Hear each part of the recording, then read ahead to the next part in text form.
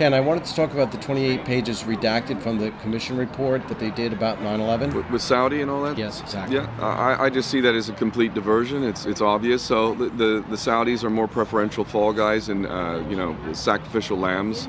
They're going down anyway. Saudi Arabia is the most offensive, grotesque nation on the planet. The only nation named after a family itself. Their involvement in 9/11 was marginal at best. They supplied the patsies for us, and our CIA, State Department, mollycoddled these, idiots around these fake Muslims, including Mohammed Atta, who was drinking booze, having sex with a stripper, snorting coke, who couldn't fly a Cessna. They're all a bunch of patsies, so thanks to Saudi Arabia, we got supplied our patsies, but aside from that, their involvement was minimal, if you ask me. So it's clearly diversion from the real culprits, which is Mossad, Israeli intelligence, along with traitors in the U.S. government and military.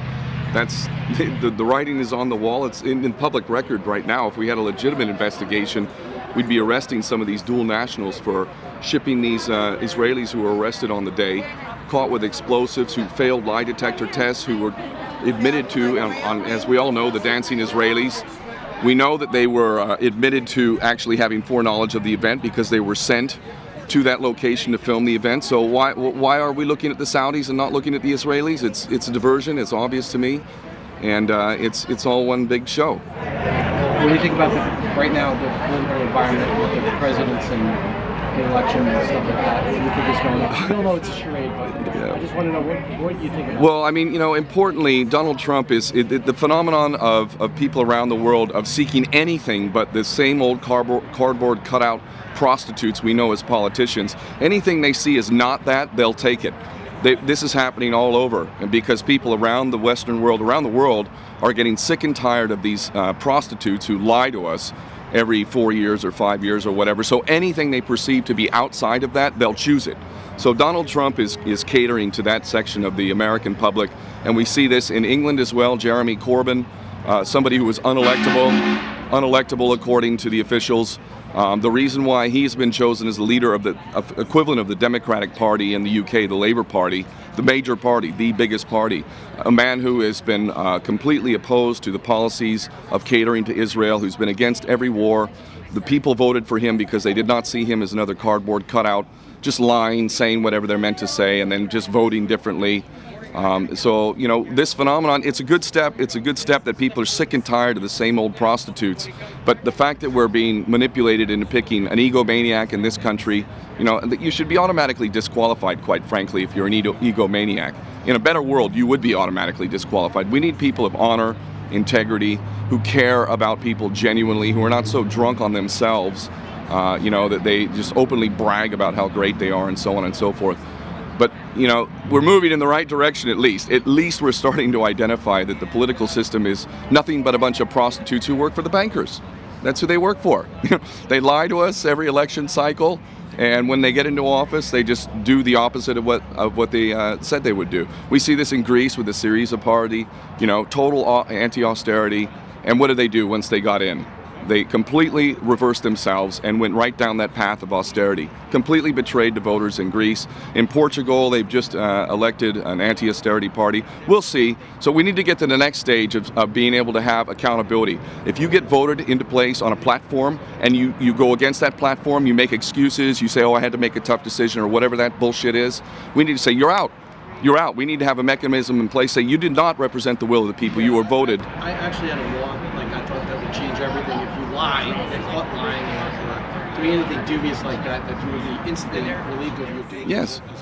It's very simple. We voted you in on a platform of no war, no austerity, fuck the bankers. They're not too big to fail. Fuck off. I'm a small businessman.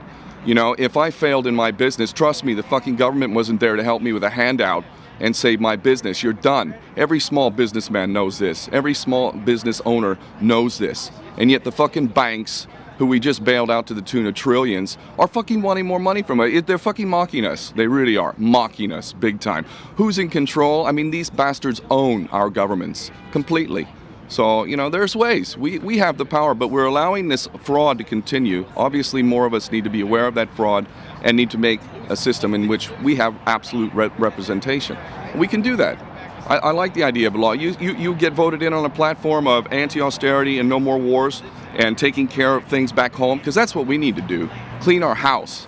Our house is a filthy mess of corruption.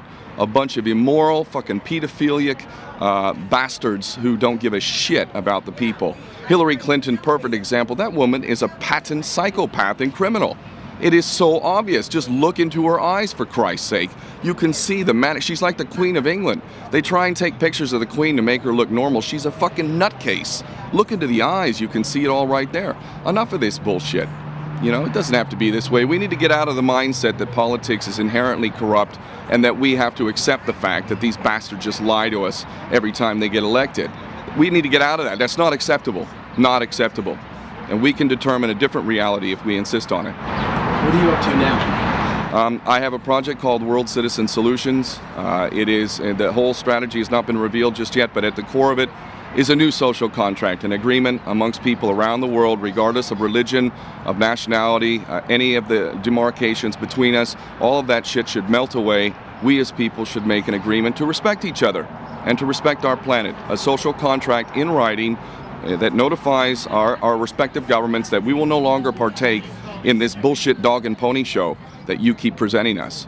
There is a better way, and it starts with us agreeing in writing, in real terms, in lawful terms, and in contractual terms, to respect each other. Everybody.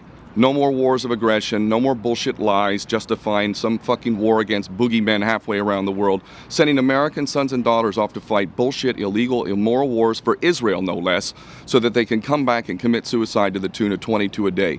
How many more American sons and daughters do we want to sacrifice for fucking nefarious reasons so that we can cater to an agenda which is anything but beneficial, not only to the people of the world, but even to the people of Israel themselves?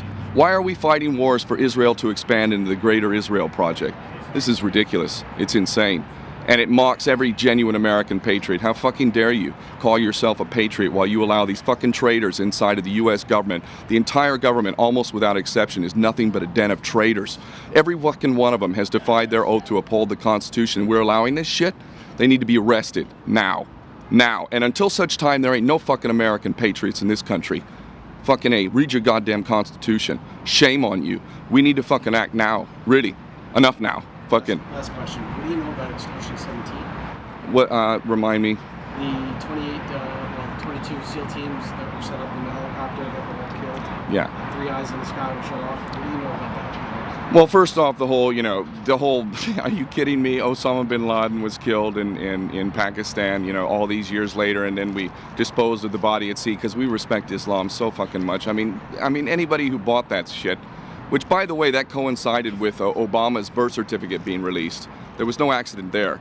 The birth certificate of Obama was released. It was like a ridiculous, teenager who just learned Photoshop fraud, which anyone with half a brain could have identified how fraudulent that was. And it just so happened at that time we killed Osama bin Laden.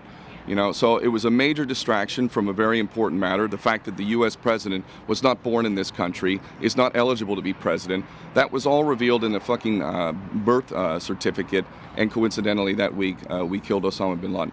Osama bin Laden was dead in December of 2001, by all accounts. Many people in the know have testified to this fact. The SEAL team is nothing more than another example of how American sons and daughters are cannon fodder, and even the best of the best within the U.S. military, the ones that we supposedly revere as the highest and best of American sons and daughters, even these guys will be sacrificed, no problem, if they become politically, a liability. So, that's just a continuation. We are all, I know this as an ex-Marine, we are nothing but cannon fodder. As Henry Kissinger said, we're nothing but dumb animals to use for policies of imperialism and so on and so forth. Thank you. Thank you, brother. Thank you. Thank you. My pleasure. Thank you for your patience, brother.